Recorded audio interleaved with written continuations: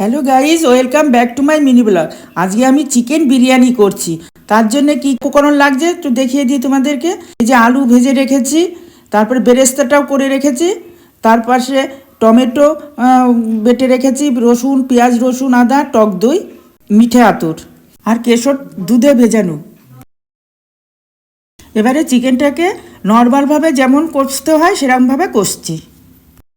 এবার রেগুলার যে মশলাগুলো সেগুলো দিয়ে দিচ্ছি, ধনে, জিরের গুঁড়ো, কাশ্মীরি লঙ্কার গুঁড়ো।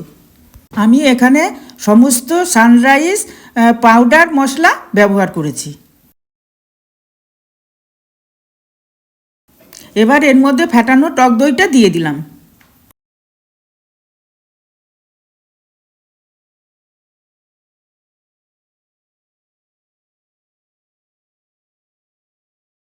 এবারে গামলার মধ্যে সাদা তেল ও কিছুটা ঘি দিয়ে দিচ্ছি।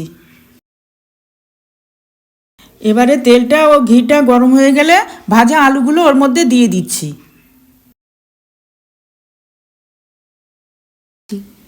এবার 80% কুক করা পিওর বাসমতি রাইসটা দিয়ে দিচ্ছি।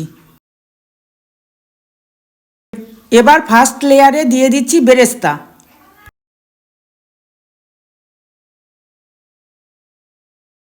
তার উপরে দিয়ে দিচ্ছি চিকেনের পিস এবং গ্রেভি। সেকেন্ড লেয়ারে বাকি রাইসটা দিয়ে বেরেস্তা দিয়ে দিচ্ছি। এক গ্লাস দুধে ভেজানো কেশর এবং মিঠা আতর দিয়ে দিলাম। তারপরে ওভেনে চাটুটা দিয়ে দমে বসিয়ে রাখলাম। দমে বসানো হয়ে গেলে নামিয়ে নিচ্ছি। দেখতেই পারছো কি সুন্দর হয়েছে। তাহলে টাটা আজকের মতো। আবার অন্যদিন অন্য কোনো নতুন ভিডিও নিয়ে হাজির হয়ে যাব।